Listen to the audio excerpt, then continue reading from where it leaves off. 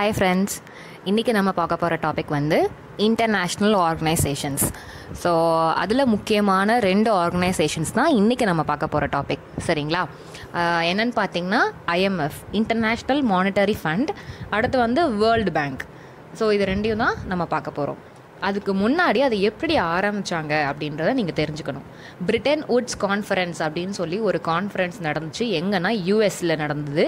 New ஹாம்ப்ஷீர் அப்படின்ற அந்த இடத்துல தான் அந்த கான்ஃபரன்ஸ் நடந்துச்சு. அந்த கான்ஃபரன்ஸோட முடிவோட ரிசல்ட் பார்த்திங்கன்னா இந்த ஐஎம்எஃப் அப்புறம் வேர்ல்டு பேங்க் இதை 2யும் க்ரியேட் பண்ணணும் அப்படின்னு கொண்டு வந்தாங்க. எதுக்கு அப்படின்னு சொன்னால் வேர்ல்டு வார் 2 அப்போது நிறைய ஃபினான்ஷியல் க்ரைசிஸ் ஆயிடுச்சு. வேர்ல்டுக்கே ஃபினான்ஸ் பத்தலை. ஸோ நிறைய கண்ட்ரி ரொம்ப புவராகிட்டாங்க. ஸோ அவங்களுக்கெல்லாம் டெவலப்டு நேஷன்ஸ் வந்து ஹெல்ப் பண்ணணும் ஒரு ஆர்கனைசேஷன் மூலயமா. அதே மாதிரி அவங்க ஹெல்ப் யார் மூலயமாவது வாங்குறதுக்கு ஒரு ஆர்கனைசேஷன் இருந்தால் நல்லா இருக்கும் அப்படின்றதுக்காண்டி கொண்டு வந்தது தான் ஐஎம்எஃப் அண்ட் வேர்ல்டு பேங்க். சரிங்களா? வேர்ல்டு பேங்க் முதல்ல வந்து international bank for reconstruction and development அப்படின்ற அந்த பேரில் தான் கொண்டு வந்தாங்க. அதுக்கப்புறம் தான் வேர்ல்டு பேங்க் குரூப் அப்படின்னு சொல்லி அதுக்குள்ளே 5 பேங்க்கை வந்து கிளப் பண்ணி உள்ளே வச்சுருக்காங்க வேர்ல்டு பேங்க்குள்ளே. ஸோ மொத்தமாக சேர்த்து தான் வேர்ல்டு பேங்க் அப்படின்னு சொல்லுவாங்க. சரிங்களா? அந்த கான்ஃபரன்ஸ் எப்போ நடந்ததுன்னு பார்த்தீங்கன்னா July 1 to 22 இந்த இயர் 1944 நடந்துச்சு. சரிங்களா? எத்தனை பேர் கலந்துக்கிட்டாங்கன்னா 44 நேஷன்ஸ் கலந்துக்கிட்டாங்க. பிரிட்டன் வுட் கான்ஃபரன்ஸ்க்கு இன்னொரு பேர் இருக்குது, United nation monetary and financial conference. So முழுக்க பணம் சம்மந்தப்பட்டது தான், மணி சம்மந்தப்பட்ட கான்ஃபரன்ஸ் தான் இந்த கான்ஃபரன்ஸ். சரிங்களா? ஸோ ஐஎம்எஃப் எப்போ ஃபார்ம் பண்ணாங்கன்னா 1945. அதோட ஹெட் குவார்ட்டர்ஸ் எங்கே இருக்குது அப்படின்னு பார்த்தீங்கன்னா வாஷிங்டன். ஓகே, அதோட ஃபுல் டைம் ஆப்ஜெக்டிவ் என்ன அப்படின்னு பார்த்தீங்கன்னா இன்டர்நேஷ்னல் மானிட்டரி சிஸ்டம் எந்த மாதிரி வேர்ல்டில் வந்து இயங்கிகிட்ருக்கு, ஆல் ஓவர் இன்டர்நேஷ்னல் லெவலில் எப்படி இயங்கிகிட்ருக்கு அப்படின்னு சொல்லி. ஸோ ஜென்ரலாக ஒரு இண்டிவிஜுவலோடைய எக்கனாமியை பற்றி நம்ம படிக்கும் போது அது மைக்ரோ எக்கனாமி. ஹோல் வேர்ல்டு இல்லை ஒரு கண்ட்ரி ஒரு நேஷனோட எக்கனாமியை பற்றி நம்ம படித்தோம் அப்படின்னு சொன்னால் அது மேக்ரோ எக்கனாமி அப்படின்னு சொல்லுவாங்க.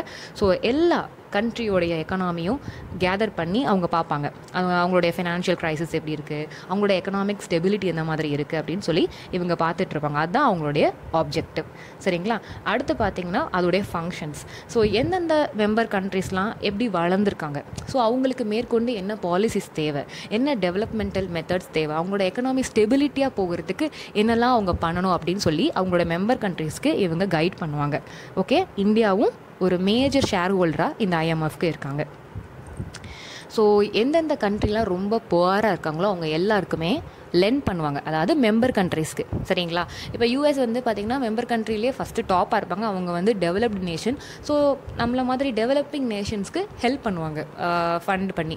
இது மெம்பர் கண்ட்ரி இல்லாத ஒரு கண்ட்ரிக்கு ஹெல்ப் பண்ணலாமா அப்படின்னு பார்த்தீங்கன்னா கண்டிப்பாக பண்ணுவாங்க. ஆனால் அதுக்கு ஒரு சர்டன் எக்கனாமிக் ரிஃபார்ம்ஸ் கொடுத்துருவாங்க. இதெல்லாம் நீங்கள் பண்ணணும், பின்னாடி வந்து நீங்கள் வாங்கின கடனுக்கு இவ்வளோ நீங்கள் பண்ணணும், இப்படி தான் நீங்கள் வந்து உங்களுடைய நாட்டோடைய வளத்தெல்லாம் கொண்டு வரணும் அப்படின்னு சொல்லி எக்கனாமிக் ரிஃபார்ம்ஸ் மாதிரி ஒரு பேசிக் ரூல்ஸ் மாதிரி அவங்களுக்கு கொடுப்பாங்க, அவங்களோட எக்கனாமியை இன்னும் ஸ்டெபிலிட்டியாக கொண்டு வரதுக்கு. ஸோ அதெல்லாம் அவங்க ஃபாலோ பண்ணுறேன் அப்படின்னு சொல்லி ஒரு ட்ரீட்டியில் சைன் பண்ணாங்கன்னா டெஃபினட்டாக அந்த புவர் கண்ட்ரிக்கும் மணியை வந்து லென் பண்ணுவாங்க ஐஎம்எஃப். சரிங்களா? அப்புறம் பார்த்திங்கன்னா அவ்வளோதான். ப்ராக்டிக்கல் ட்ரைனிங்ஸ், கண்ட்ரீஸ்க்கு கெப்பாசிட்டி டெவலப்மெண்ட் எப்படி பண்ணுறது, இதெல்லாம் ஆல்ரெடி எல்லாம் ஒரே விஷயம்தான். சரிங்களா? ஓகே, அதே மாதிரி புவரஸ்ட் மெம்பர் கண்ட்ரீஸ்க்கு அவங்களுடைய கோட்டா படி அவங்க ப்ரெசென்ட் பண்ணி ஓட் பண்ணுறதுக்கு இவங்க வந்து சான்ஸ் கொடுப்பாங்க. இப்போ எப்படி நம்ம ஊரில் வந்து வல்னரபிள் செக்டார்ஸ்க்கு, விமென்ஸ்க்கு ஒரு கோட்டா மாதிரி கொடுத்து அவங்களுக்கு ப்ரிஃபரன்ஸ் கொடுக்குறோம் பாருங்கள், அது மாதிரி புவரஸ்ட் கண்ட்ரீஸ்க்கெலாம் ப்ரிஃபரன்ஸ் கொடுத்து உங்களுடைய விஷயம் சொல்லுங்கள் அப்படின்னு சொல்லுவாங்க. Okay, so IMF international monetary fund வந்து 4 ரிப்போர்ட் ப்ரொடியூஸ் பண்ணுறாங்க. என்னென்ன ரிப்போர்ட் பார்த்திங்கன்னா world economic Outlook report, global financial stability report, fiscal monitor report, regional economic report. ஓகேங்களா? ஓகே, அடுத்து வந்து world bank.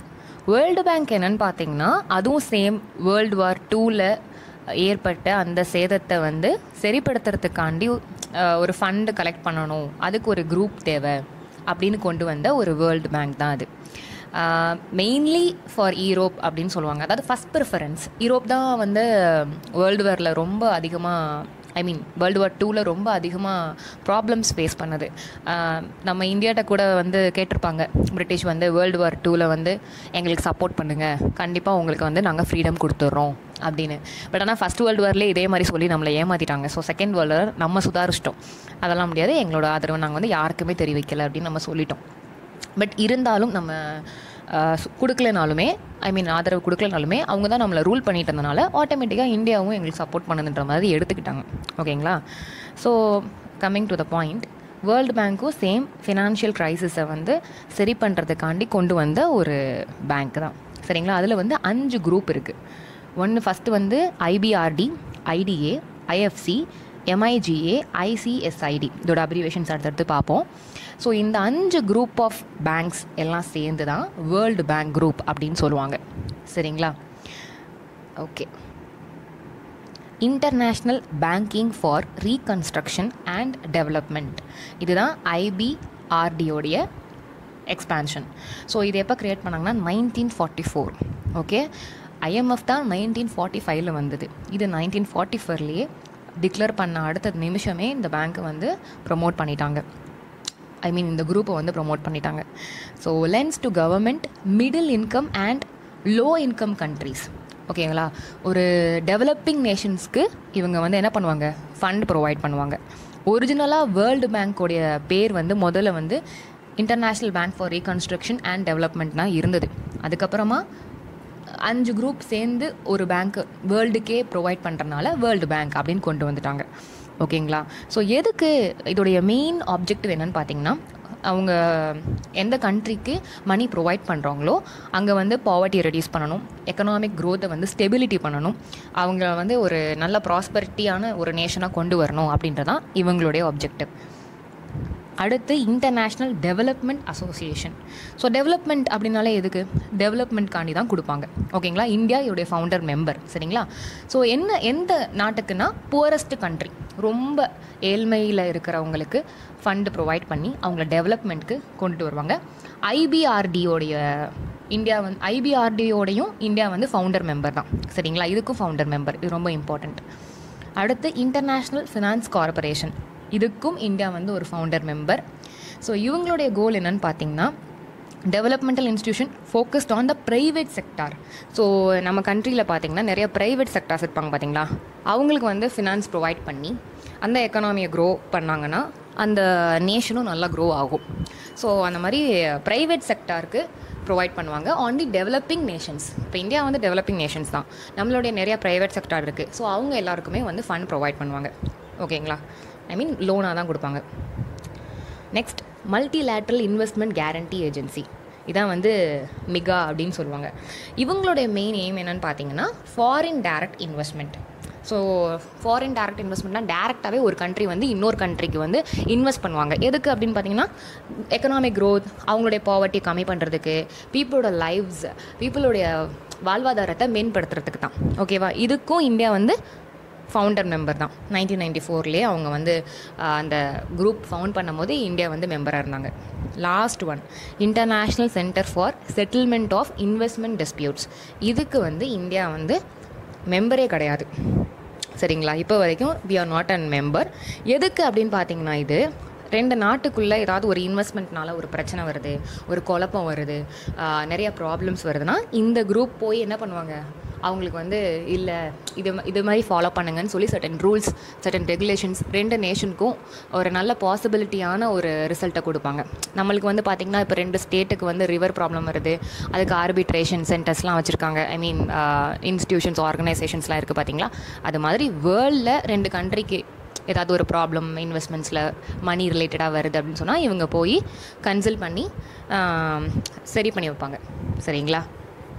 Okay. So world bank என்னென்ன ரிப்போர்ட்ஸ் ப்ரொவைட் பண்ணுறாங்கன்னு பார்த்தீங்கன்னா, world development report, world development indicators, doing business, global economic prospects, international dept, statistic poverty and shirt prosperity, global financial development report. So இந்த report எல்லாமே world bank provide பண்ணிகிட்ருக்காங்க. So எனக்கு தெரிஞ்ச information எல்லாம் உங்ககிட்ட share பண்ணியிருக்கேன். தேங்க்யூ. லைக் பண்ணுங்கள், share பண்ணுங்கள், சப்ஸ்கிரைப் பண்ணுங்கள், எல்லாத்துக்கும் மேலே சப்போர்ட் பண்ணுங்கள். See you. Bye bye.